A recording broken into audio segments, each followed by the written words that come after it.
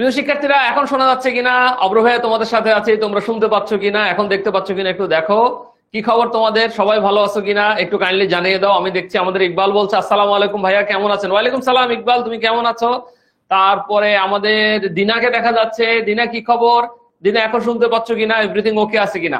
আজকে আমরা খুব সহজ একটা টপিক পড়াবো, মজার টপিক, এবং আমরা চেষ্টা করব ক্লাসের পড়া যাতে ক্লাসেই শেষ হয়ে যায়। আমরা কিন্তু প্রত্যেকটা ক্লাসে এভাবে চেষ্টা করি বাংলাদেশ এবং আন্তর্জাতিক বিষয়গুলো নিয়ে আলোচনা করার জন্য নতুন নতুন প্রচুর এমসিকিউ রাখার চেষ্টা করি, কারণ আমরা জানি যে MCQ one sort of model টেস্টের মতো।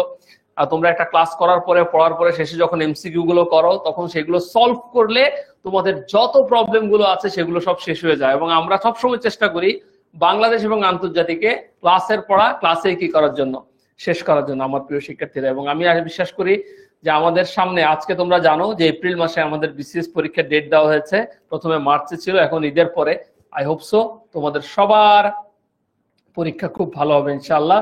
শুধু আমাদের দেখানো জায়গাগুলো থেকে পড়ো, প্লাস আমাদের যে রেকর্ড গুলো আছে সেই রেকর্ড গুলো একটু শোনো, ইনশাআল্লাহ আশা করি তোমাদের অনেক উপকারে লাগবে। আর যদি কোনো প্রবলেম হয়, আমরা তো আছি, আমাদের সাথে কমিউনিকেট করার চেষ্টা করবা, আমরা সেটা রিজলভ দেওয়ার চেষ্টা করবো। সো প্রিয় শিক্ষার্থীরা, চলো তাহলে আমরা শুরু করি। আজকে আমরা বাংলাদেশের সরকার ব্যবস্থা নিয়ে আলোচনা করবো। সো আমরা আজকে কি নিয়ে আলোচনা করব?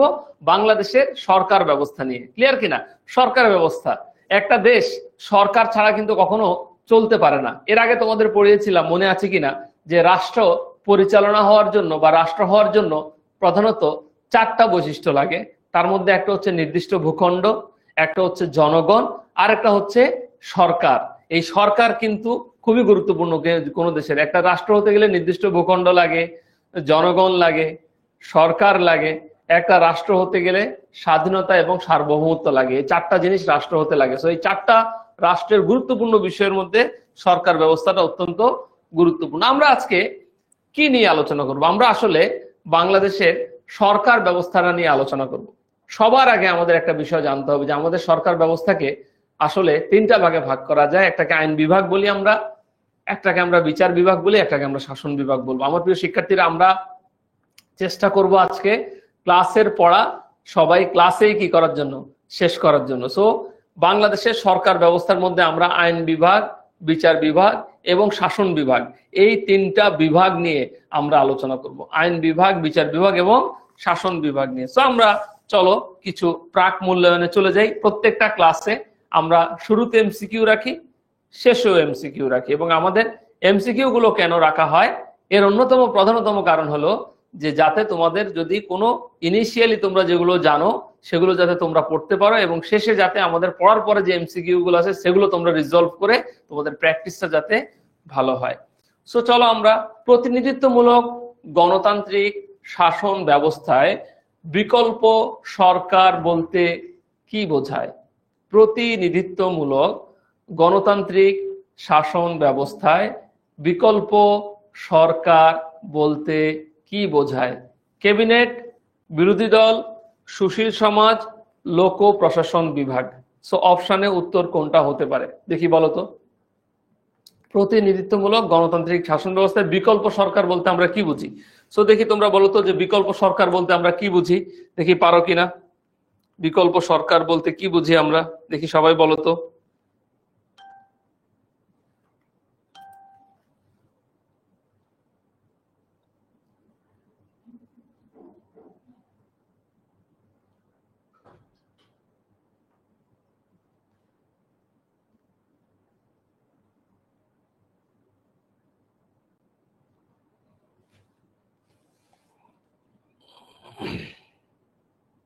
দেখি সবাই উত্তর দাও।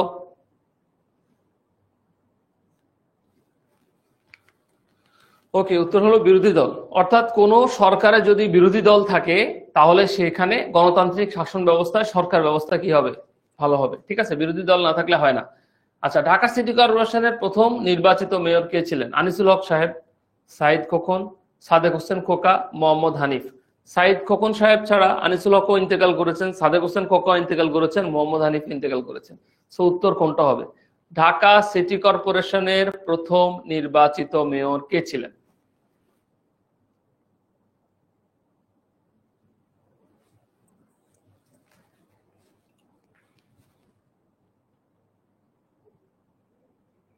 ঠিক আছে। ঢাকা সিটি কর্পোরেশনের প্রথম নির্বাচিত মেয়র কে ছিলেন? আনিসুল হক, সাইদ খোকন, সাদেক হোসেন কোকা, মোহাম্মদ হানিফ। কে ছিলেন?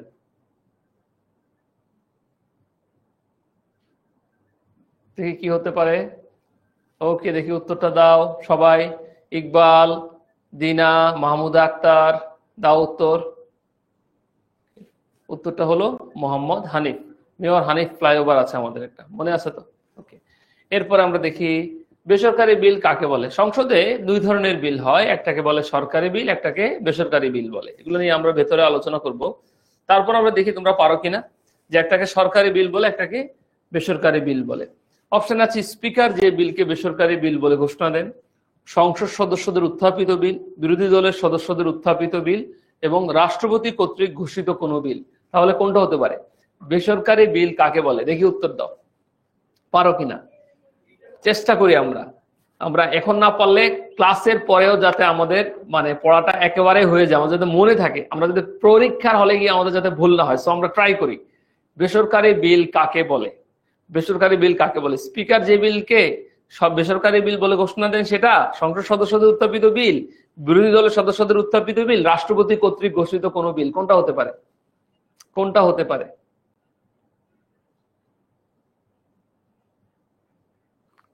ওকে, ভেরি গুড। সংসদ সদস্যদের উত্থাপিত বিল। সংসদ সদস্যরা যে বিল উত্থাপন করে তাকে বেসরকারি বিল বলে। এমপিরা যে বিল উত্থাপন করে তাকে সরকারি বিল বলে। সংসদ সদস্যরা যে বিল উত্থাপন করে তাকে বেসরকারি বিল বলে, এমপিরা যে বিল উত্থাপন করে তাকে সরকারি। পরের প্রশ্নটা আমরা দেখি।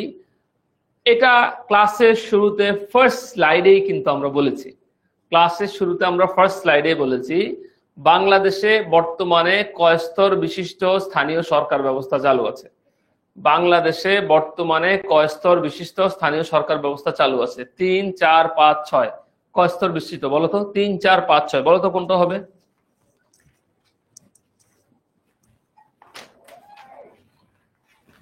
আসিফ, স্টুডেন্টের কমেন্ট আসতেছে না, কমেন্ট আসতেছে না, অনেকক্ষণ ধরে এমসিকিউ কি দেখতেছে না।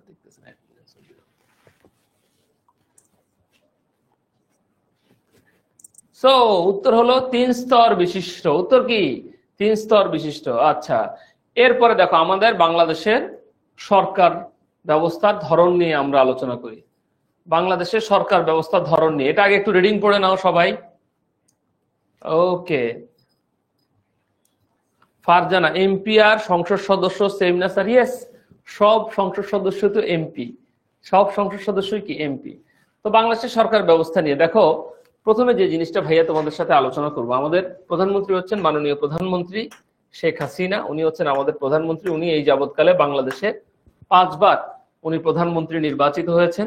সর্বশেষ দ্বাদশ সংসদ নির্বাচন যেটা 7 জানুয়ারি 2024 সালে হয়, সেখানে আমাদের মাননীয় প্রধানমন্ত্রী উনি চতুর্থ বারের মতো, পঞ্চম বারের মতো উনি প্রধানমন্ত্রী কি হন? নির্বাচিত হন। পঞ্চম বারের মতো উনি প্রধানমন্ত্রী হন। ঠিক আছে, ওকে। এখন আমাদের দেশটার, বাংলাদেশ হচ্ছে একটা এক কেন্দ্রিক এবং সংসদীয় পার্লামেন্ট শাসন ব্যবস্থা, এবং বাংলাদেশের সরকার প্রধান হলে প্রধানমন্ত্রী। একটা জিনিস তোমাদের প্রায় সময় তোমরা ভুল করো, যে ভাইয়া সরকার প্রধান কি আর রাষ্ট্রপ্রধান কি। রাষ্ট্রপ্রধান বললে আমরা রাষ্ট্রপতির কথা বলবো, আর সরকার প্রধান বললে আমরা প্রধানমন্ত্রীর কথা বলবো। আমি শুরু থেকে অনেক স্লো ক্লাস নিব আজকে, কারণ আমি চাই আজকে ক্লাসের পড়া, যেহেতু পরীক্ষার সামনে, একেবারে ক্লাসের পড়াটা আজকে ক্লাসই শেষ হয়ে যাবে। আমরা যাতে ক্লাসের পড়া ক্লাসই শেষ করতে পারি সেভাবে আমরা পড়বো। সো বাংলাদেশের সরকার প্রধান প্রধানমন্ত্রী, রাষ্ট্রপ্রধান হলেন রাষ্ট্রপতি। আমাদের দেশের এক কেন্দ্রিক বা পার্লামেন্টারি শাসন ব্যবস্থা পরিচালিত। এক কেন্দ্রিক শাসন ব্যবস্থা বলতে কি বোঝায়? এক কেন্দ্রিক শাসন ব্যবস্থা বলতে আমরা বুঝি সেই শাসন ব্যবস্থা যেখানে একটা কক্ষ বিশিষ্ট পার্লামেন্ট থাকে। পৃথিবীর অনেক দেশ আছে যেখানে দুটো কক্ষের পার্লামেন্ট থাকে, যেমন আমেরিকা, ভারত, রাশিয়া, এগুলো বড় দেশ। বড় দেশগুলোর পার্লামেন্ট থাকে দুটো। আমাদের দেশটা ছোট, সো এই জন্য আমাদের পার্লামেন্ট একটা। দেখো, আমাদের যদি প্রদেশের স্বরাষ্ট্রমন্ত্রী থাকে, মূল স্বরাষ্ট্রমন্ত্রী থাকে, প্রদেশের রেলমন্ত্রী থাকে, মূল রেলমন্ত্রী থাকে, তাহলে তো আমাদের জন্য খুব অবস্থা খুব খারাপ হয়ে যাবে, খুবই খারাপ হয়ে যাবে। সো এই কারণে আমাদের হচ্ছে পরিচালনা ব্যয় কমানোর জন্য আমাদের এক কক্ষ বিশিষ্ট সংসদ আছে। আমাদের জাতীয় সংসদ 1982 সালে এই ভবনটি প্রতিষ্ঠিত, 215 একর জমির উপরে এটি প্রতিষ্ঠিত। ক্লিয়ার কিনা? ওকে, ফারজানা বলতেছে মিনিস্টারদের বিলকে কি বলে? গভর্নমেন্ট বিল। মন্ত্রীদের বিলকে বলা হয় সরকারি বিল। মন্ত্রীরা যে কোনো সময় এই বিলটা উত্থাপন করতে পারে সংসদে, আর এমপিদের বিলটাকে বেসরকারি বিল বলে।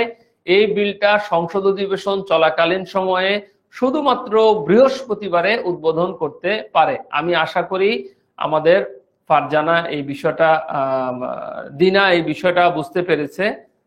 দিনা প্রশ্ন করেছে কি? দিনা, ওকে ওকে, হ্যাঁ, ভেরি গুড। ফারজানাও সুন্দর করে বলেছে, থ্যাংক ইউ ফারজানা। ওকে, এবার আসো বাংলাদেশের রাষ্ট্রীয় কাঠামোর বিভাজন। আমরা একটু রাষ্ট্রীয় কাঠামোর বিভাজনটাকে দেখে নিই। কেমন?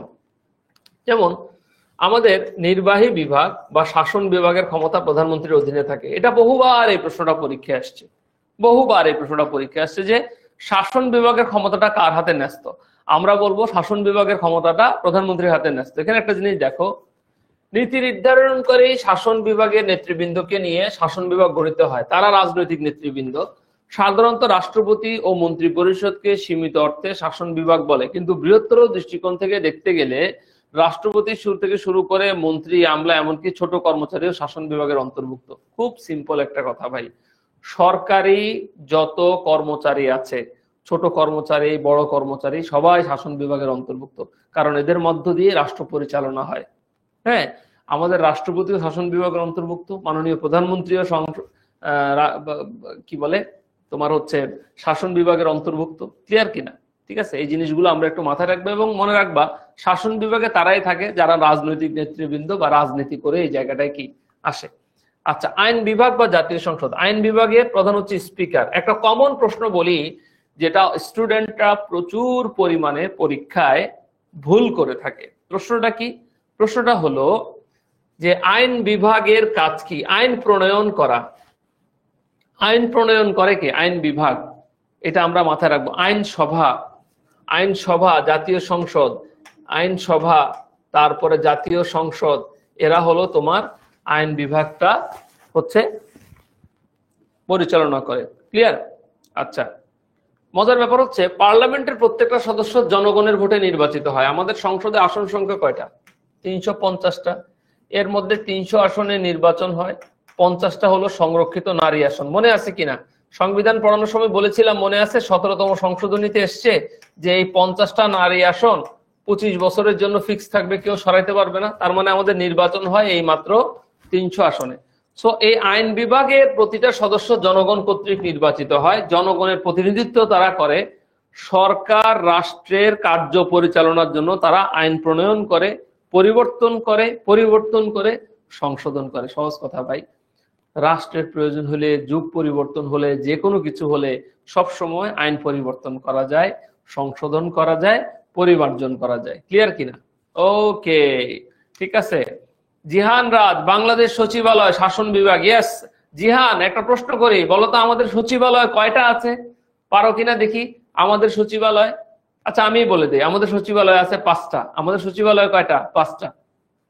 ওকে, এবার আসো বিচার বিভাগ। বিচার বিভাগ সেটা হচ্ছে বিচারপতি, যার অধীনে এটা হলো বিচারপতি।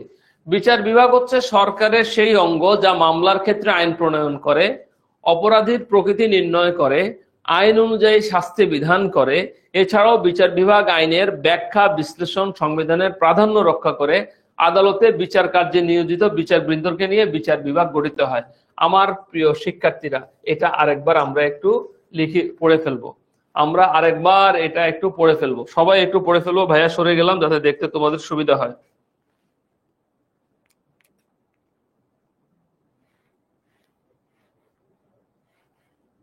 ক্লিয়ার কিনা?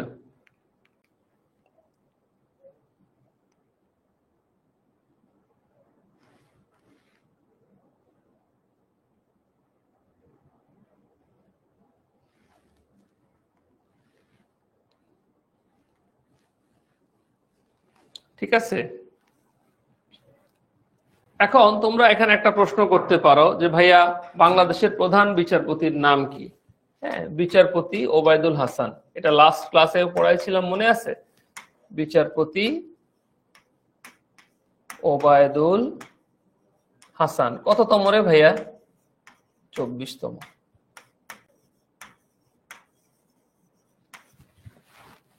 বিচারপতি ওবায়দুল হাসান, এটা হলো 24তম। ক্লিয়ার কিনা?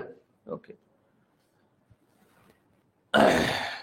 শাসন বিভাগ, শাসন বিভাগকে নির্বাহী বিভাগ বলা হয়। এই প্রশ্নটা পরীক্ষায় আসে, শাসন বিভাগের অপর নাম কি? নির্বাহী বিভাগ। বাংলাদেশ সচিবালয়, তোমরা বিসিএস ক্যাডার হলে এই সচিবালয়ে বসে তোমরা অফিস করবা, হয়তো কোনো কোনো সময় ভাইয়ার সাথে তোমাদের দেখা হবে, আমি ওই দিক দিয়ে গেলে তোমাদেরকে দেখে আসবো যে আমার ছাত্রছাত্রীরা এখানে অফিস করে, হ্যাঁ, তখন খুব ভালো লাগে। ঠিক আছে, ওকে। না, এটা বলা যাবে না জিহান, আইন বিভাগকে এক্সিকিউট করে বিচার বিভাগ, এটা বলা যাবে না। ঠিক আছে, হ্যাঁ, আমাদের জুডিশিয়াল ইন্ডিপেন্ডেন্ট। পড়াবো, একটু পরেই পড়াবো, একটু পরেই পড়াবো ফারজানা। ওকে। রাষ্ট্রপতি, প্রধানমন্ত্রী, মন্ত্রী পরিষদ নিয়ে শাসন বিভাগ গঠিত। ঠিক আছে, এটা একটা ছবি দিলাম, ছবিটা দেখলেই খুব ভালো লাগে। আমাদের সচিবালয়, বাংলাদেশ সচিবালয় কেমন? আচ্ছা, রাষ্ট্রপতি, এটা পড়াইছি এর আগে, মনে আছে? আমাদের রাষ্ট্রপতি শাহাবুদ্দিন, হ্যাঁ, মহামান্য রাষ্ট্রপতির নাম হচ্ছেন শাহাবুদ্দিন। উনি 35 বছর, মানে যে কেউ রাষ্ট্রপতি হতে চাইলে 35 বছর বয়স লাগবে না। 35 বছরের কমে কেউ রাষ্ট্রপতি হইতে পারবে না। এবং রাষ্ট্রপতি নির্বাচনের একটা মজার বিষয় বলি, তিনি সবসময় জাতীয় সংসদের সদস্য যারা আছে, তিনি তাদের ভোটে সবসময় নির্বাচিত হবেন। আমরা জাতীয় সংসদের সদস্য নির্বাচন করি, জাতীয় সংসদের সদস্যরা রাষ্ট্রপতি নির্বাচন করে। খুব সিম্পল। জাতীয় সংসদের সরকার দলীয় সদস্যরাও একজন রাষ্ট্রপতি দিবে, বেসরকারি দলীয় সদস্যরাও একজন রাষ্ট্রপতি দিবে। যে জিতবে রাষ্ট্রপতি সে দায়িত্ব গ্রহণ করবেন, সে রাষ্ট্রপতি তিনি দায়িত্ব গ্রহণ করবেন। ঠিক আছে, তো এটা খুব সিম্পল একটা জিনিস। হ্যাঁ, দেখো, সরকার গঠন করে কারা? যারা সরকারীয় দলীয়, তারাই তো সরকার গঠন করে, যারা সবচেয়ে বেশি ভোট পায়। তো যারা সংসদে সবচেয়ে বেশি আসন যাদের, সরকার দলীয়, তারা যখন একজন প্রেসিডেন্ট নির্বাচন দাঁড়াবেন যে উনি আমাদের পক্ষের প্রেসিডেন্ট, তো তার পক্ষের লোকই তো কি হবে? জিতবে। এজন্য সবসময় মনে রাখবা, 99% ক্ষেত্রে সরকার দলীয় রাষ্ট্রপতি জয়লাভ করে। কারণ নিয়ম আছে জাতীয় সংসদে, কোনো ব্যক্তি যদি রাষ্ট্রপতির, মানে যে কোনো ব্যক্তি যদি তার নিজ দলের পক্ষে ভোট না দেয়, বিপক্ষে ভোট দেয়, তাহলে তার সংসদ সদস্যপদ বাতিল হয়ে যাবে। ক্লিয়ার কিনা? সে ফর এক্সাম্পল, সংসদে 300টা আসন, নির্বাচিত আসন আছে। এখন আওয়ামী লীগ কথার কথা একজনকে দাঁড় করাইলো, উনি রাষ্ট্রপতি হিসেবে 180 ভোট পাইলো। বিএনপি একজনকে দাঁড় করাইলো, উনি 120 ভোট পাইলো।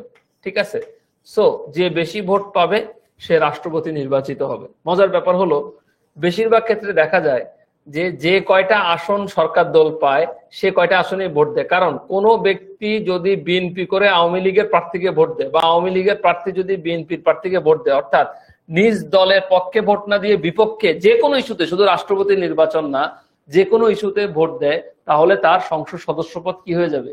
বাতিল হয়ে যাবে। এটা খুব সিম্পল একটা জিনিস। ঠিক আছে, রাষ্ট্রপতি সর্বোচ্চ পদমর্যাদার অধিকারী, কারণ উনি রাষ্ট্রের মুখপাত্র। ঠিক আছে, রাষ্ট্র মুখপাত্র বলা হয় কাকে? রাষ্ট্রপতিকে। আর সশস্ত্র বাহিনীর সুপ্রিম কমান্ডার উনি, সশস্ত্র বাহিনীর সুপ্রিম কমান্ডার। সংসদ অধিবেশন উনি আহ্বান করে, উনি স্থগিত করে, উনি চাইলে ভেঙে দিতে পারে, এই ক্ষমতাটা ওনার আছে।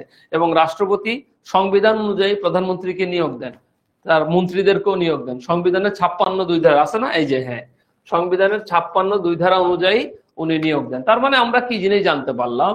আমরা জানতে পারলাম যে রাষ্ট্রপতি হলে 35 বছর বয়স লাগে, সংসদ সদস্যদের ভোটে রাষ্ট্রপতি হয়, তিনি সমস্ত সরকার এর সুপ্রিম কমান্ডারদের প্রধান, উনি সর্বোচ্চ পদমর্যাদার অধিকারী, কারণ উনি রাষ্ট্রের কি? মুখপাত্র। পার্লামেন্ট বা জাতীয় সংসদ অধিবেশন আহ্বান উনি করতে পারেন, স্থগিত উনি করতে পারেন, ভেঙেও চাইলে উনি কি করতে পারেন? দিতে পারেন। এবং উনি প্রধানমন্ত্রীকে সংবিধানের 56(2) ধারা অনুযায়ী কি দেন? নিয়োগ দেন। ফারজানা বলছে কাস্টিং ভোট কি কখনো লেগেছে? নো, লাগে নাই। কাস্টিং ভোট বলা হয় স্পিকারের ভোটকে। যদি কখনো ভোট সমান সমান হয়ে যায়, তখন স্পিকারই হচ্ছে কাস্টিং ভোট দিয়ে সেটাকে ঠিক করবে। ঠিক আছে, রাষ্ট্রপতি অধ্যাদেশ জারি করতে পারে। অধ্যাদেশ মানে আইন জারি করতে পারে। ধরো দেশের খুব ক্রাইসিস মোমেন্ট বা যে কোনো একটা মোমেন্ট আছে, যখন একটা নতুন আইন প্রণয়ন করতে হবে, সেই ক্ষমতাটা রাষ্ট্রপতির আছে সংবিধানের 93 অনুচ্ছেদ অনুযায়ী। কোন বিল রাষ্ট্রপতির সম্মতি ছাড়া কেউ পাশ করতে পারবে না, ঠিক আছে।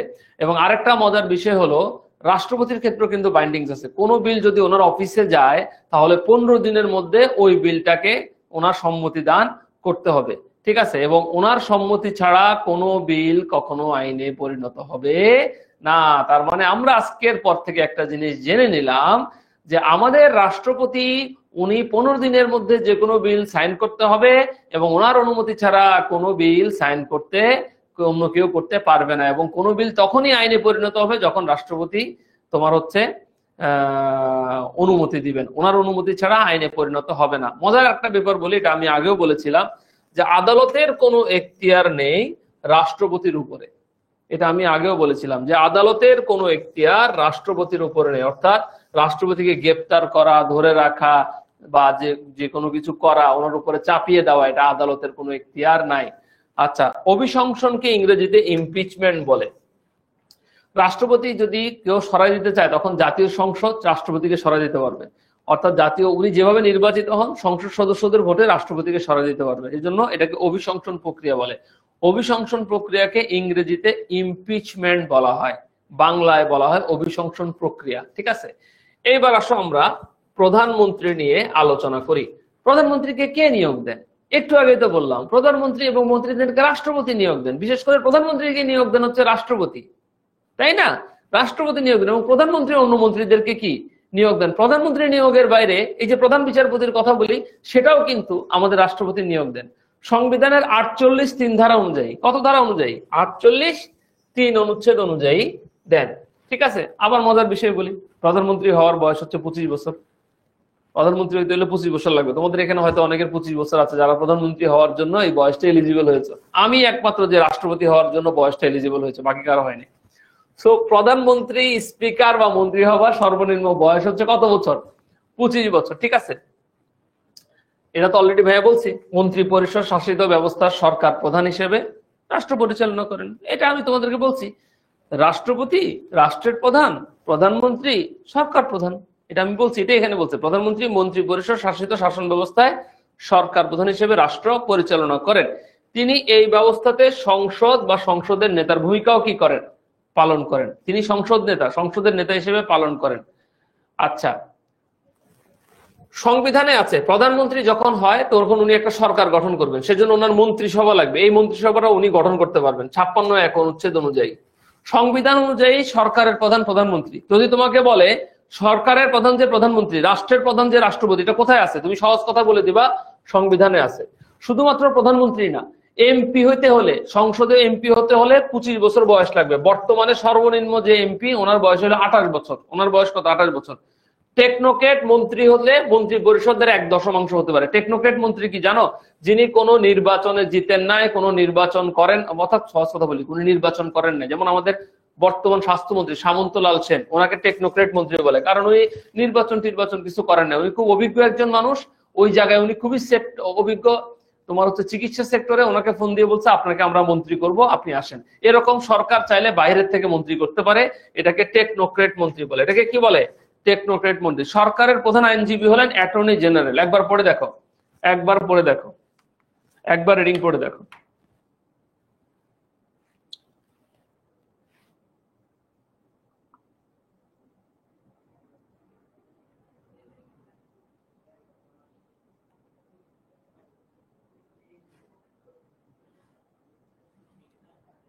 একবার পড়ে দেখো, ভালো মতো পড়ে দেখো, এখান থেকে প্রশ্ন আসবে।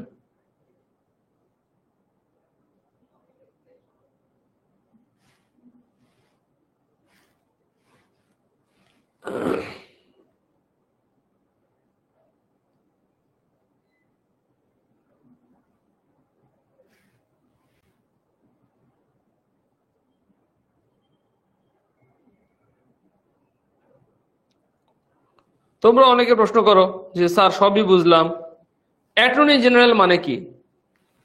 অ্যাটর্নি জেনারেল মানে কি? ভাই ভেরি সিম্পল। অ্যাটর্নি জেনারেল মানে হলো যিনি সরকারের প্রধান আইনজীবী। আমাদের বর্তমান অ্যাটর্নি জেনারেল নাম কি? এম আমিন উদ্দিন।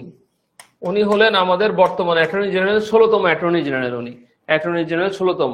সরকারের, যিনি সরকারের মামলা, তুমি সরকারের বিরুদ্ধে মামলা করলা, কোনো কিছু করলা, তাহলে সেটাকে অ্যাটর্নি জেনারেল বলে। তো উনি হচ্ছেন আমাদের 16তম অ্যাটর্নি জেনারেল। আইন বিভাগ বলতে তাদেরকে বোঝায় যারা রাষ্ট্রের আইন প্রণয়ন করে। সহজ কথা বলি ভাই, আইন বিভাগের অনেক কাজ আছে। পুরাতন আইন থাকলে সেগুলো সংশোধন করে নতুন আইন করতে পারে, এবং আইন বিভাগ বা আইনসভার সদস্য কারা জানো? পার্লামেন্টের সদস্য কারা এটা তো জানো ভাই। যারা সংসদ সদস্য নির্বাচিত হয় তারাই কি পার্লামেন্টের সদস্য। কেউ সংসদ সদস্য নির্বাচিত না হইলে পার্লামেন্টের সদস্য হইতে পারবে না। ঠিক আছে। রাষ্ট্রপতি কোনো বিলে সম্মতি না দিলে করণীয় কি? যদি উনি কোনো বিলে সম্মতি না দেন সেটা পাস হয় না। ঠিক আছে, সেটা পাস হয় না। ওকে, বাংলাদেশের আইনসভার নাম হচ্ছে জাতীয় সংসদ। জাতীয় সংসদ এক কক্ষ বিশিষ্ট। একবার পড়ে দেখো, এটা আমি পড়াইছি, এটা একবার পড়ে দেখো।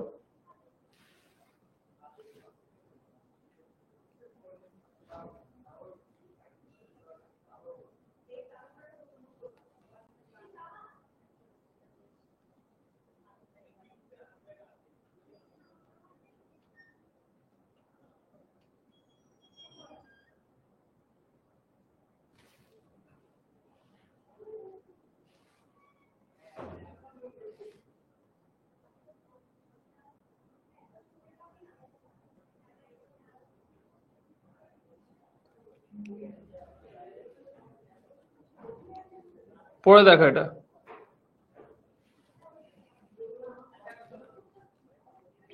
ক্লিয়ার কিনা? আচ্ছা, এই জন্য আমি একটু সরে দাঁড়াইছি। এরপর এটা একটু পড়ে দেখো।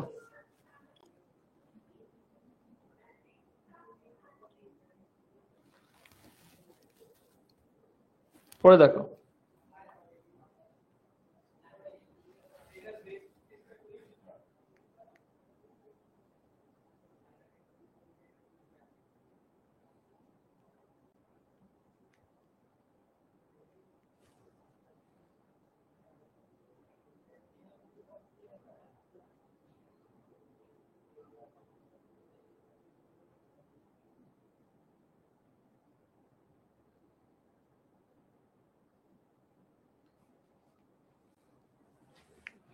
আচ্ছা, এটা তো তোমরা সবাই ভাইয়া বলছি, স্পিকারের ভোটকে কাস্টিং ভোট বলা হয়।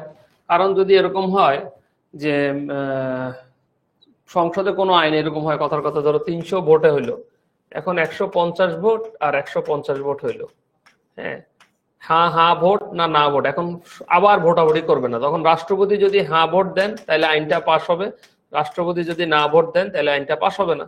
ঠিক আছে, তখন এই স্পিকারের ভোট লাগে, এই ভোটটাকে কাস্টিং ভোট বলে। সংসদে মোট 350টা আসন আছে, 300টা আসন নির্বাচিত হয় এবং 50টা সংরক্ষিত নারী আসন। 5 বছরের জন্য আমাদের সংসদ সদস্য নির্বাচিত হয়ে থাকেন সবাই। এটা মোটামুটি আমরা সবাই জানি, এটা ভুল হয় না। ঠিক আছে, এখন একটা মজার বিষয় বলি। জাতীয় সংসদে যে 350টার ভেতরে, এই 350টার ভেতরে 300টা আসনে, এই 300টা আসনে যদি অ্যাটলিস্ট 60 জন সদস্য উপস্থিত না থাকে তাহলে জাতীয় সংসদ বসবে না। এটাকে কোরাম বলে, কোরাম সংকট। অনেক সময় দেখবা পত্রিকায় উঠে কোরাম সংকট। কোরাম সংকট কি? কোরাম সংকট হচ্ছে অবশ্যই 60 জন থাকতে হবে। 60 জন সদস্য না থাকলে সংসদ বসবে না। এই জন্য অনেক সময় কোরাম সংকট উঠলে মনে করবা যে 300 জন এমপি যে নির্বাচিত, 50টা না, এই 300-র মধ্যে 60 জন উপস্থিত নাই। ঠিক আছে, স্পিকার হওয়ার জন্য বয়স 25 বছর। ভাই এটা তো ভেরি সিম্পল, স্পিকার তো সংসদ সদস্য থেকেই হয়, তাই না? তো সংসদ সদস্য হওয়ার জন্য বয়স 25 বছর, তাহলে স্পিকার হওয়ার জন্য বয়স 25 বছর হবে। আইনসভার সভাপতি হলেন স্পিকার, কখনো স্পিকার না থাকলে ওনার বদলে ডেপুটি স্পিকার দায়িত্ব পালন করবেন। ঠিক আছে, তারপরে রাষ্ট্রপতি অসুস্থ হইলে, রাষ্ট্রপতি দীর্ঘদিন অনুপস্থিত থাকলে তখন স্পিকার দায়িত্ব পালন করেন। এবং একটা মজার বিষয় তোমাদেরকে বলি, স্পিকারের অনুমতি ছাড়া 90 দিন সংসদের বাইরে থাকতে পারবে না একজন সংসদ সদস্য। স্পিকারের অনুমতি ছাড়া 90 দিন, কতদিন? 90 দিন একজন সংসদ সদস্য বাইরে থাকতে পারবেন। 90 দিন পরেও যদি সে না জানায় তাহলে সংবিধান অনুযায়ী তার সংসদ সদস্য পদ বাতিল হয়ে যাবে। তার সংসদ সদস্য পদ কি হয়ে যাবে? বাতিল হয়ে যাবে। ক্লিয়ার কিনা? আইন বিভাগের কথা বলি, তোমরা এই 90 আর 60-এর মধ্যে পেছাও, ভালো মতো খেয়াল করে দেখো ভাই। 90 দিন কি বলছি? কেউ যদি সংসদে উপস্থিত না থাকে তাহলে তার সংসদ সদস্য পদ বাতিল হয়ে যাবে স্পিকারের অনুমতি ছাড়া যদি উপস্থিত না থাকে। আচ্ছা, আর 60 দিন কি বলছি দেখো, একটা অধিবেশন সমাপ্ত হয়েছে আর একটা অধিবেশন শুরু হবে, তার 60 দিনের বেশি বিরতি থাকবে না। ধরো ফেব্রুয়ারি মাসে একটা অধিবেশন শুরু হইলো, ফেব্রুয়ারি মাসের 29 তারিখে অধিবেশনটা শেষ, তাইলে মার্চ এপ্রিল 2 মাস সর্বোচ্চ বন্ধ থাকবে, মেতে আবার এটাকে কি করতে হবে, শুরু করতে হবে। তার মানে ব্যক্তি 90 দিন অনুপস্থিত থাকলে তার সংসদ সদস্যপদ বাতিল হয়ে যায়, বাট 60 দিনের মাঝখানে একটা গ্যাপ থাকতে হয়, 60 দিন। সে 60 দিন গ্যাপ না থাকলে অধিবেশন কি হয়ে যায়, সমাপ্ত হয়ে যায়। ক্লিয়ার কিনা? আচ্ছা, আর সংসদ যদি কোনো কারণে ভেঙে যায় বা সংসদের মেয়াদ যদি শেষ হয়, তাহলে 90 দিনের মধ্যে নির্বাচন অনুষ্ঠান করতে হবে।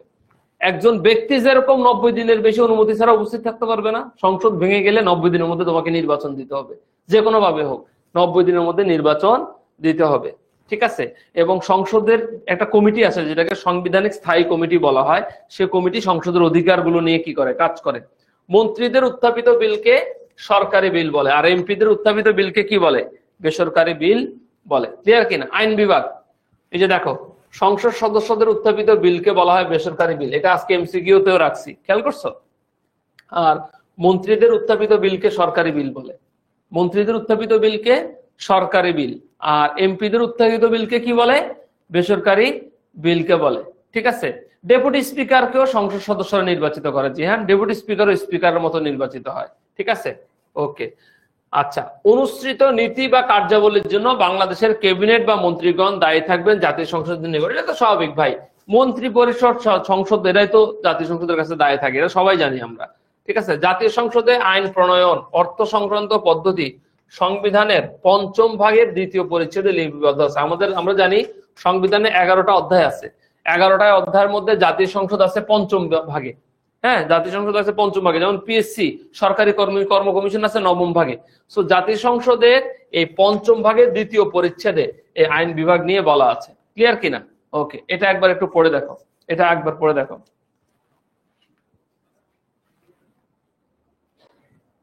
আগের জনই কন্টিনিউ করবে, আগের যিনি আছে উনি কন্টিনিউ করবে, ওনার 5 বছর মেয়াদ শেষ হলে নতুন আরেকজন আসবে। ঠিক আছে? ওনার 5 বছর মেয়াদ শেষ হলে নতুন আরেকজন আসবে, আরেকজন রাষ্ট্রপতি কন্টিনিউ করবে না। ঠিক আছে? স্মৃতি, এখন যে রাষ্ট্রপতি আছেন উনি কন্টিনিউ করবেন নেক্সট 5 বছর, ওনার যখন দায়িত্ব শেষ হবে তখন নতুন একজন রাষ্ট্রপতি আসবে। ক্লিয়ার?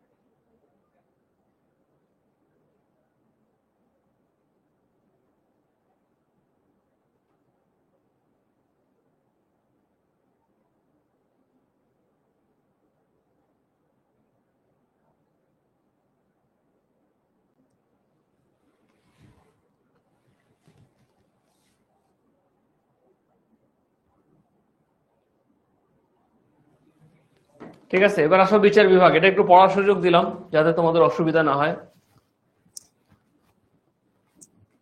আচ্ছা, বাংলাদেশের সর্বোচ্চ আদালত সুপ্রিম কোর্ট, এটা সবাই জানো। সুপ্রিম কোর্টের বিভাগ হচ্ছে 2টা, একটাকে হাইকোর্ট বিভাগ বলে আর একটাকে আপিল বিভাগ বলে। ঠিক আছে?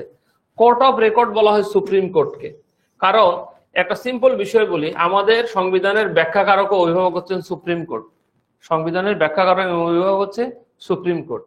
আমরা সর্বপ্রথম নির্বাহী বিভাগ থেকে, অর্থাৎ রাষ্ট্রের শাসন ব্যবস্থা থেকে বিচার বিভাগকে আলাদা করতে দেখি হচ্ছে ব্রিটিশ আমলে। তখন লর্ড কর্নওয়ালিস ছিলেন, একজন লর্ড ছিলেন উনি, 1793 সালে উনি এই কাজটা করেন। অর্থাৎ শাসন বিভাগের লোকরা যাতে বিচার বিভাগকে প্রভাবিত করতে না পারে, নিজের ইচ্ছা মতো যাতে বিচার বিভাগকে প্রভাবিত করতে না পারে, সেজন্য সবসময় ভালো এবং উন্নত দেশগুলোতে শাসন বিভাগ থেকে বিচার বিভাগকে কি করা হয়, পৃথক করা হয়।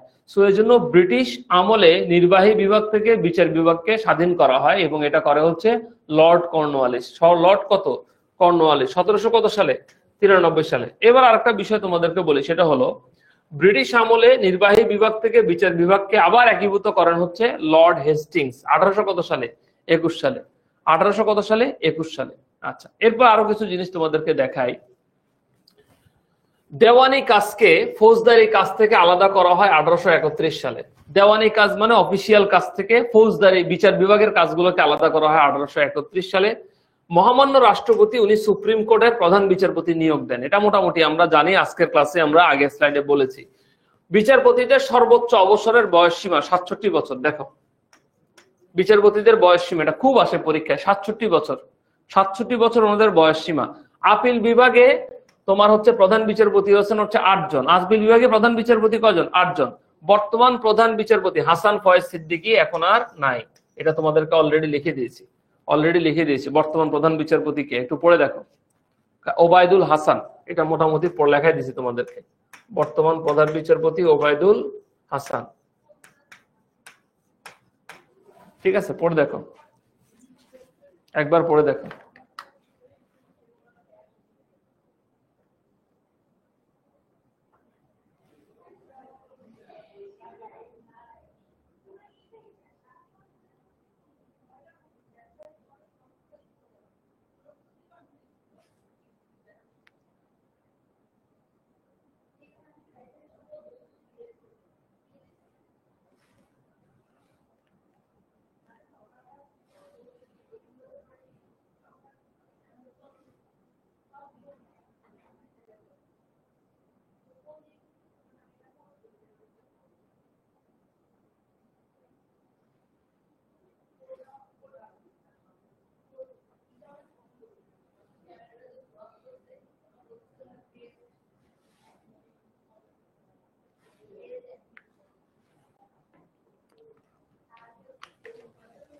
ওকে, এরপরে আসো আমরা বিচার বিভাগ নিয়ে আরেকটা জিনিস দেখি।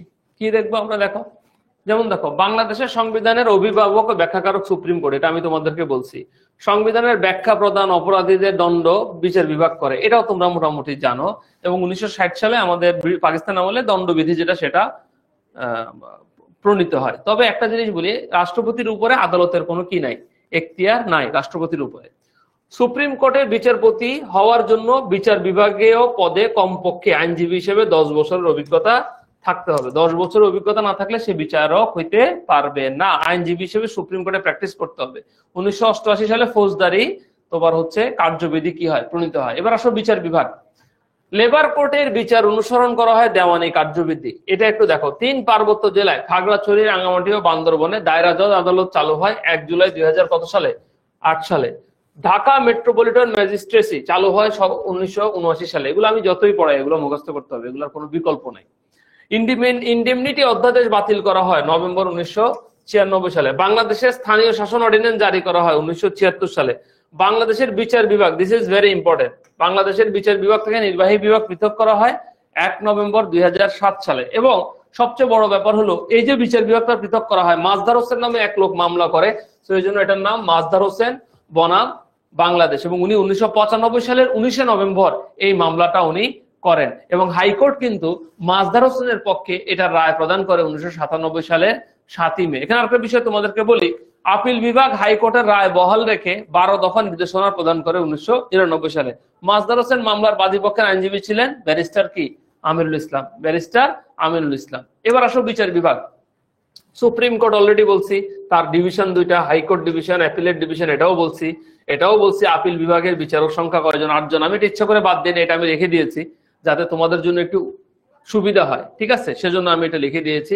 সুপ্রিম জুডিশিয়াল কাউন্সিলের সদস্য হচ্ছেন প্রধান বিচারপতি এবং পরবর্তী 2 জন সিনিয়র বিচারপতি। এটা যাতে আমরা মাথায় রাখি, সুপ্রিম জুডিশিয়াল কাউন্সিলের সদস্য হলেন প্রধান বিচারপতি ও পরবর্তী 2 জন সিনিয়র বিচারপতি, এটা যাতে আমরা একটু মাথায় রাখি। এবার আসো বিচার বিভাগ। অলরেডি তোমাদেরকে বলছি যে বিচারপতিদের নিয়োগ দেন হচ্ছেন মহামান্য রাষ্ট্রপতি, এটা আমরা সবাই জানি। এবং প্রথম মহিলা প্রধান বিচারপতি নাজমুন আরা সুলতানা, এটা ভুল করা যাবে না, এটা সব সময় পরীক্ষায় আসে। আমাদের সম্মানিত মানুষ নাজমুল আলা সুলতানা, উনি দেশের প্রথম মহিলা বিচারপতি, ঠিক আছে।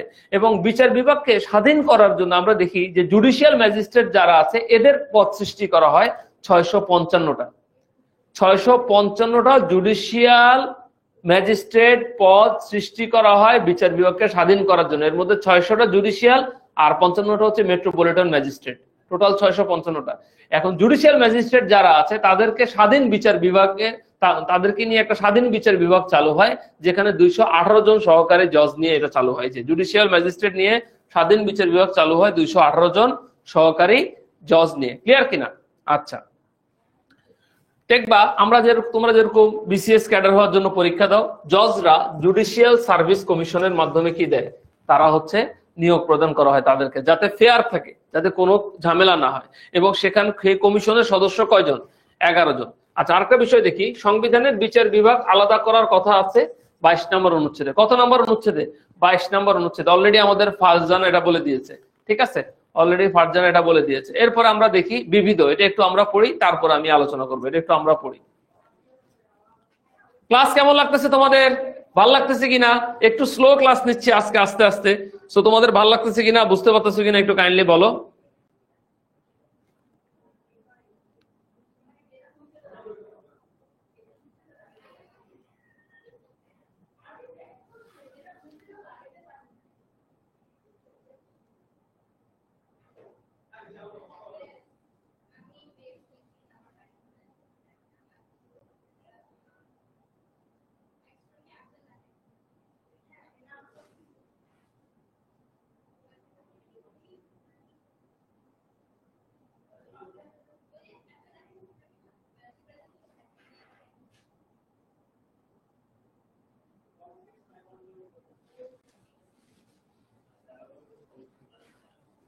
ওকে, এখন আসো আমরা সাধারণত যে নীতি পদ্ধতির মাধ্যমে একটি রাষ্ট্রের সাথে অন্য একটি রাষ্ট্রের সম্পর্ক স্থাপিত হয় তাকে রাষ্ট্রের নীতি বলে। সহজ কথা, আমি বা ইন্ডিয়ার সাথে সম্পর্ক, জাপানের সাথে সম্পর্ক, মালয়েশিয়ার সম্পর্ক, যে নীতির মাধ্যমে সেটাই রাষ্ট্রের সম্পর্ক বলে। এবং রাষ্ট্রের সম্পর্কগুলো বা নীতিগুলো কয়েকটা বিষয়ের উপর নির্ধারণ হয়, যেমন ভূ রাজনৈতিক বা ভূ অর্থনৈতিক। যেমন ইন্ডিয়ার সাথে আমাদের সম্পর্কটা খুব ভালো রাখতে হবে, কারণ আমাদের মোস্ট অফ দা জায়গা হচ্ছে ইন্ডিয়ার সাথে। সো এই জন্য আমরা দেখো মায়ানমারের ভেতরে যুদ্ধ হচ্ছে, বাট তারপরে ওদের সাথে আমরা খারাপ একটা সম্পর্কে যেতে পারি না, কারণ আমাদের মাত্র 2টা দেশের সাথে হচ্ছে তোমার এটাকে কি বলে, সীমানা আছে। সো আমরা কনফ্লিক্টে গেলে অন্য কোনো দেশ সেটার বেনিফিট নিতে পারে। ক্লিয়ার কিনা? আচ্ছা, বিশ্ব রাজনীতিতে কারণে, যেমন আমেরিকা রাশিয়ার সাথে বিশ্ব রাজনৈতিক কারণ বলো, আমাদের দেশে ইনভেস্টমেন্টের কারণে বলো, তাদের সাথে সম্পর্ক রাখতে হয়। ইতিহাস, সামাজিক, ঐতিহ্যগত উপাদান, যেমন দেখো চায়না মঙ্গোলিয়ার সাথে ভালো সম্পর্ক রাখার চেষ্টা করে। একটা সময় চেঙ্গিস খানের হাত থেকে বাঁচার জন্য তারা হচ্ছে তোমার একটা এটাকে কি বলে, দেয়াল নির্মাণ করে, হ্যাঁ, যেটাকে বলা হয় হচ্ছে তোমার গ্রেট ওয়াল। বাট এখন কিন্তু তাদের ওই কালচারটা একদিকে, তাদের সাথে সম্পর্কটাও কি থাকে, ভালো থাকে। আন্তর্জাতিক সংগঠনের নীতিমালা আছে, জাতীয় শক্তি আছে, বিশ্ব ব্যবস্থায় যে প্রভাব বিস্তার করে তার সাথে সম্পর্ক ভালো রাখার চেষ্টা করে। রাজনৈতিক নেতৃত্ব, অনেক সময় রাজনৈতিক ব্যক্তির সাথে সম্পর্ক কি রাখতে হয়, ভালো রাখতে হয়। আচ্ছা, আন্তর্জাতিক ক্ষেত্রে আমাদের নীতি কি? ভেরি সিম্পল, আমরা সবার সাথে বন্ধুত্ব, কারোর প্রতি আমরা বিদ্বেষ রাখবো না, এটা আমাদের একটা নীতি। অন্য রাষ্ট্রের সার্বভৌমত্ব, স্বাধীনতা, ভৌগোলিক বিষয়ে আমরা সম্মান প্রদর্শন করবো, আমরা সেখানে হস্তক্ষেপ করব না। অন্য রাষ্ট্রে যে লেখা আছে দেখো, আমি এটা আগে বলেছি, অভ্যন্তরীণ ব্যাপারে হস্তক্ষেপ করব না আমরা। মুসলিম দেশগুলোর সাথে আমরা সম্পর্ক কি রাখবো, ভালো রাখবো। বিশ্ব শান্তি, নিরাপত্তা এবং প্রতিষ্ঠা, দেশের ভাবমূর্তি যাতে উজ্জ্বল হয় সেটা। একবার একটু পড়ে নেই বাংলাদেশের নীতিটা, আমি বলছি, তোমরা একবার রিডিং করে নাও।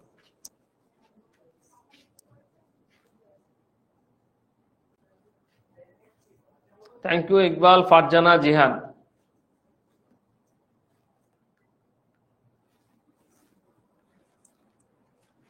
ক্লিয়ার? Very simple. দেখো, আমরা সবার সাথে বন্ধুত্ব রাখবো, কারোর সাথে আমরা বিদেশে যাব না, কেমন, এটা একটা আছে আমাদের।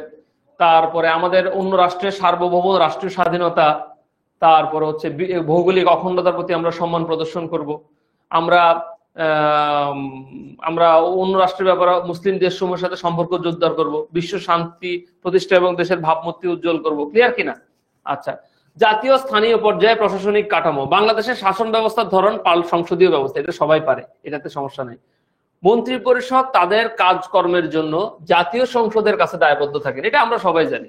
মন্ত্রী, এমপি তারা তাদের কাজের জন্য জাতীয় সংসদের কাছে দায়বদ্ধ থাকবে, এটা আমরা জানি। আচ্ছা, গ্রাম অঞ্চলে গ্রাম অঞ্চলে, শহর অঞ্চলে 2 স্তর বিশিষ্ট সরকার চালু আছে, বাট আগে আমরা গ্রাম স্তর জানি।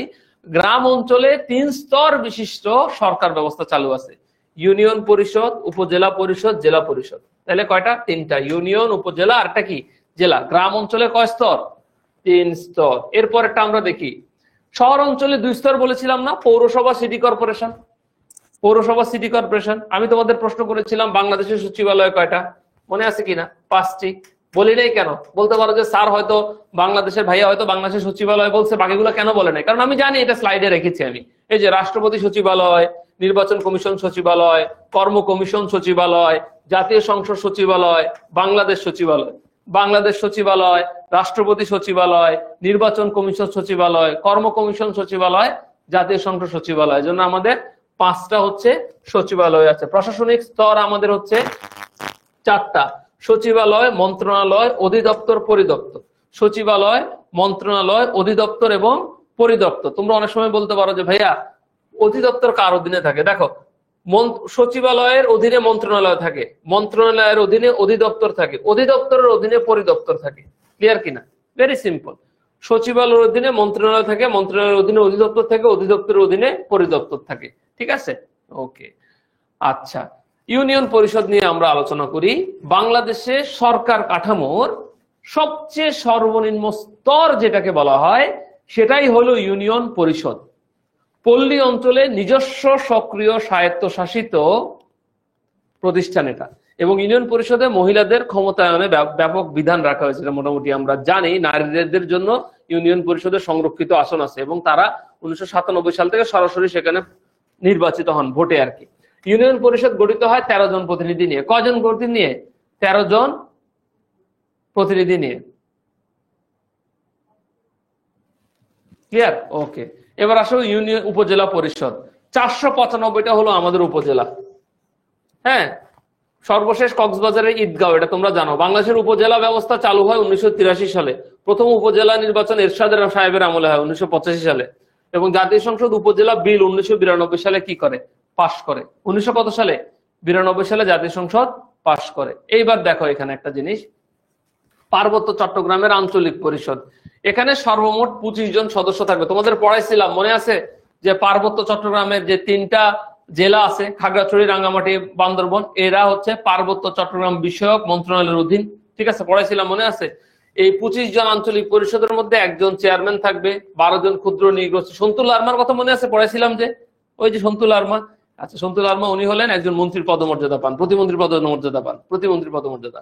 12 জন ক্ষুদ্র নৃগোষ্ঠীর সদস্য, 6 জন ক্ষুদ্র নৃগোষ্ঠী বা বাঙালি সদস্য, 2 জন ক্ষুদ্র নৃগোষ্ঠীর মহিলা সদস্য, 1 জন ক্ষুদ্র নৃগোষ্ঠীর বাইরের বা বাঙালি সদস্য। 3 পার্বত্য অঞ্চলে 3 জন কি থাকবে? চেয়ারম্যান থাকবে। একবার পড়ে দেখি আমরা।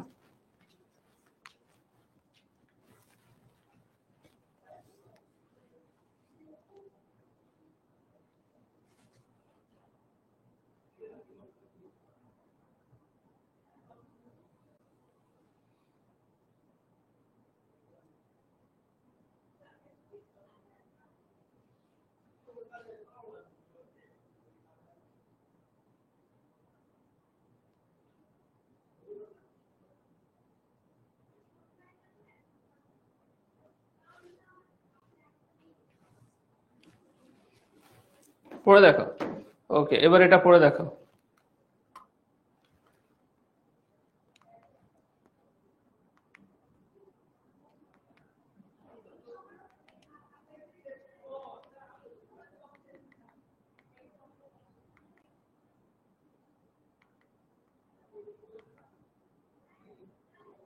এটা একটু পড়ে দেখো। 5 জন চাকমা নৃগোষ্ঠী থাকবে, 12 জনের মধ্যে 3 জন মারমা থাকবে। কারণ আমাদের সবচেয়ে বেশি হচ্ছে মারমান, চাকমা গোষ্ঠী হচ্ছে আমাদের সর্ববৃহৎ, দ্বিতীয় হচ্ছে মারমা। ওই যে সন্তুল আরমার কথা বলেছিলাম, উনি পার্বত্য পরিষদের একজন প্রতিমন্ত্রীর সমান হবে, এবং ক্ষুদ্র নৃগোষ্ঠী জাতিগোষ্ঠীর হবেন উনি। ঠিক আছে?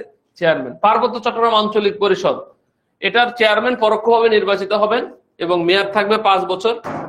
প্রতি অর্থ বছর শুরু হওয়ার পূর্বে ওই অর্থ বছরের বাজেট প্রণয়ন ও অনুমোদন করে পার্বত্য চট্টগ্রাম আঞ্চলিক পরিষদের প্রতিষ্ঠান। ক্লিয়ার কিনা? আচ্ছা, এইবার দেখো। ঠিক আছে?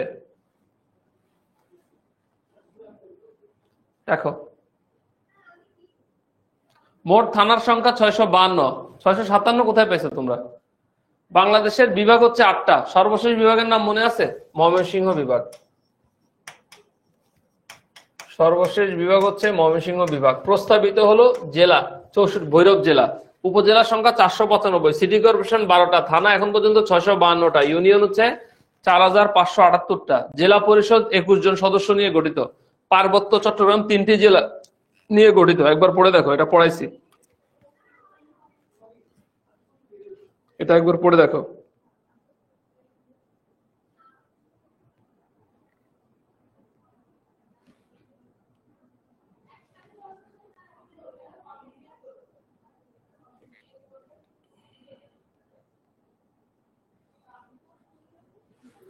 কক্সবাজার জেলার ঈদগাঁও থানা, এটা হলো 652তম থানা।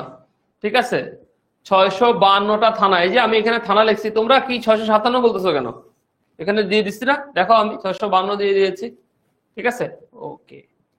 এবার আসো, ময়মনসিংহ সর্বশেষ মেট্রোপলিটন সিটি কর্পোরেশন, এটা আমরা জানি। ক্ষুদ্রতম একক ওয়ার্ড হলো ওয়ার্ড। সিটি কর্পোরেশনের ক্ষুদ্রতম একক হলো ওয়ার্ড। সরকারি অধ্যাদেশ মোতাবেক সর্বশেষ metropolitan city corporation Mymensingh. City কর্পোরেশনের ক্ষুদ্রতম একক কি? ওয়ার্ড। ক্লিয়ার? এবার আসো আমরা এমসিকিউ সলভ করি। প্রশ্ন উত্তর। প্রথম প্রশ্ন, বাংলাদেশে ভোটার হওয়ার সর্বনিম্ন বয়স কত? বলো, ভোটার হওয়ার সর্বনিম্ন বয়স কত? 18, 19, 20, 21, বলো ভোটার হওয়ার সর্বনিম্ন বয়স কত? এটা পারবা তোমরা, আমি বলে দিই, এটা 18 বছর। ঠিক আছে, ওকে। এরপর একটা বলো, বাংলাদেশের প্রধান আইন কর্মকর্তা হলেন কে? আইনমন্ত্রী, আইন সচিব, অ্যাটর্নি জেনারেল, প্রধান বিচারপতি। বুঝে শুনে উত্তর দাও, বাংলাদেশের প্রধান আইন কর্মকর্তা কে? আইনমন্ত্রী, আইন সচিব, অ্যাটর্নি জেনারেল, প্রধান বিচারপতি।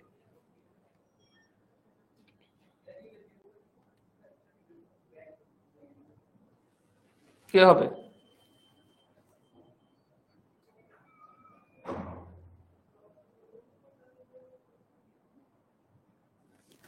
কে হবে বলো?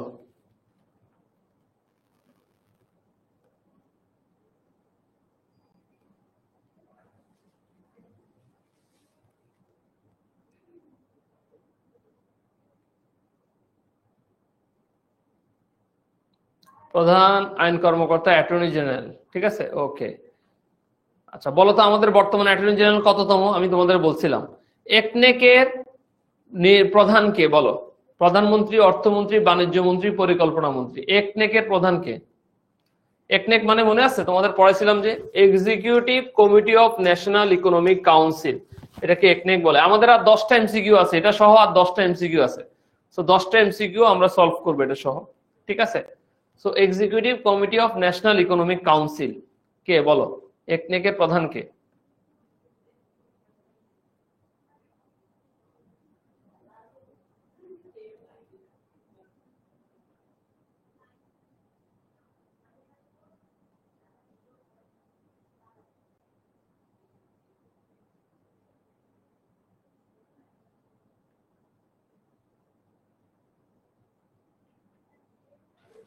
একনেকের প্রধান হলেন প্রাইম মিনিস্টার। Very good. এরপর এটা বলো, বাংলাদেশ সরকার কোন খাত থেকে সর্বোচ্চ আয় করেন? আয়কর, ভূমিকর, আমদানি রপ্তানি শুল্ক, মূল্য সংযোজন কর। বাংলাদেশ সরকার কোন খাত থেকে সর্বোচ্চ রাজস্ব আয় করেন? আয়কর, ভূমিকর, আমদানি রপ্তানি শুল্ক, মূল্য সংযোজন কর। Exactly, Jannatul Fatema, attorney general 16তম। ভেরি গুড, বলো।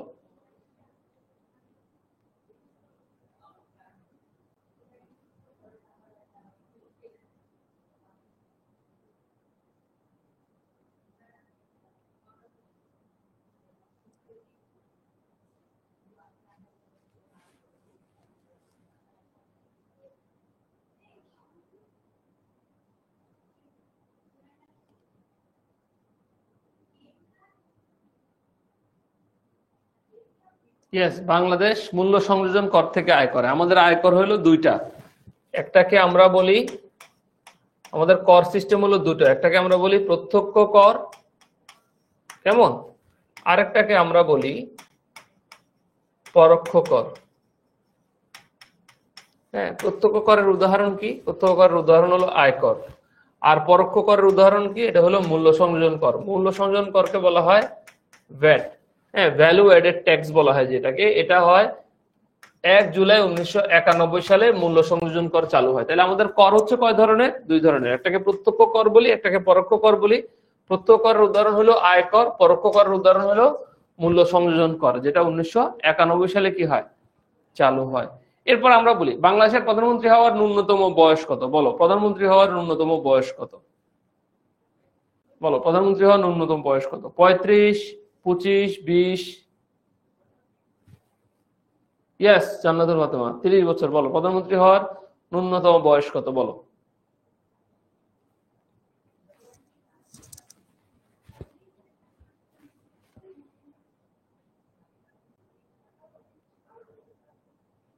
প্রধানমন্ত্রী হওয়ার ন্যূনতম বয়স কত? বলো।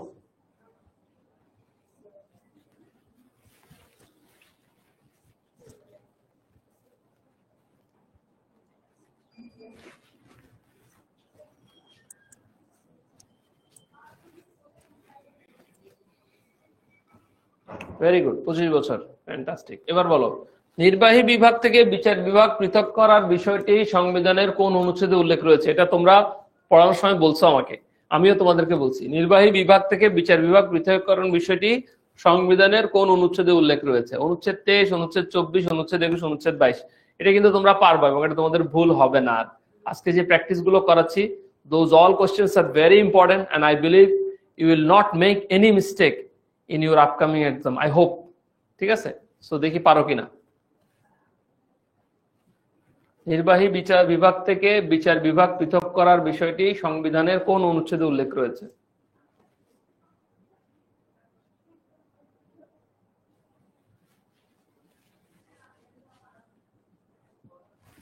কোন অনুচ্ছেদে উল্লেখ রয়েছে? বলো।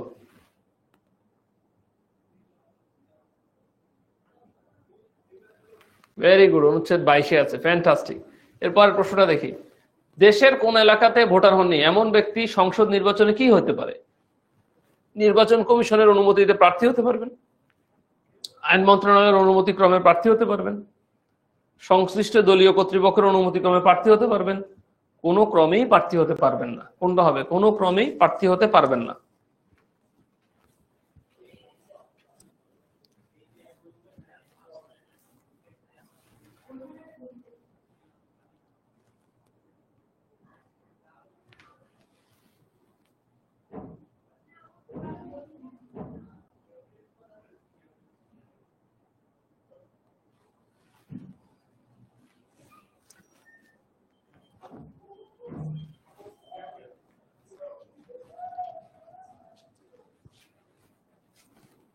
কোন ক্রমে প্রার্থী হতে পারবেন না। Very good. এরপরটা আমরা দেখি, কোনটি স্থানীয় সরকার নয়? পৌরসভা, পল্লী বিদ্যুৎ, সিটি কর্পোরেশন, উপজেলা পরিষদ।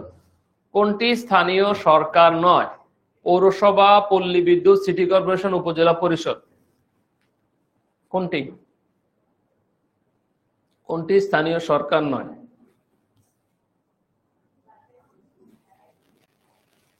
কোনটি স্থানীয় সরকার নয়? বলো তো কোনটি? আসিফ।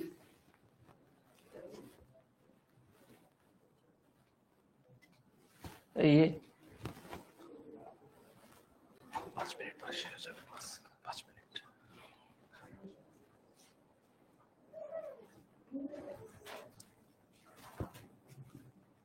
সব পল্লী বিদ্যুৎ। ওকে, ভেরি গুড। এরপরে বলো, আইন প্রণয়নের ক্ষমতা আইন মন্ত্রণালয়ের, রাষ্ট্রপতি, স্পিকারের, জাতীয় সংসদের।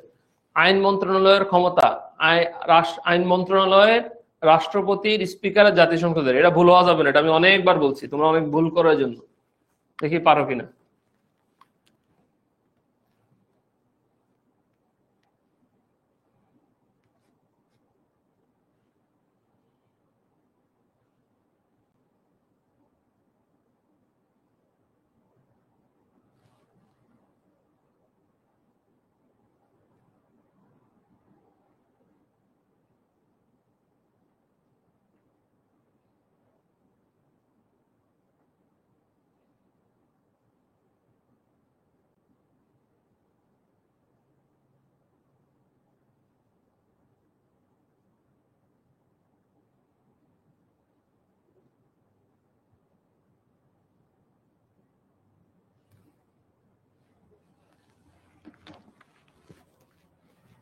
জাতীয় সংসদের। এবার বলো, গণপ্রজাতন্ত্রী বাংলাদেশের রাষ্ট্রপতি পদে নির্বাচিত হওয়ার ন্যূনতম বয়স কত? রাষ্ট্রপতি পদে নির্বাচিত হওয়ার ন্যূনতম বয়স কত বলো? 30, 35, 40, 35, কত?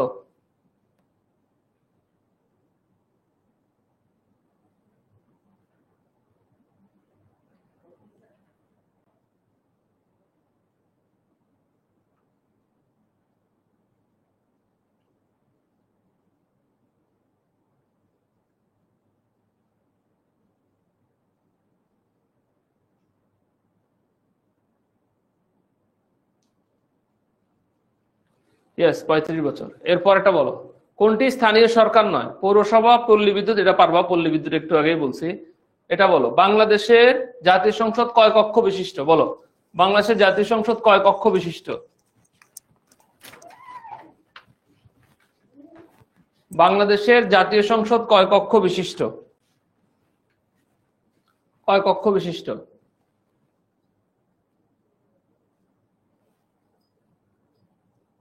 দেখি পারে কিনা। আজকে মোটামুটি যা পড়িয়েছি, যা এমসিকিউ দিয়েছি, আশা করি এগুলোতে সবগুলো মোটামুটি কভার করবে। এটাই আজকে আমাদের সর্বশেষ প্রশ্ন। সো এরপরে আমাদের মোটামুটি সব কভার হয়ে যাবে।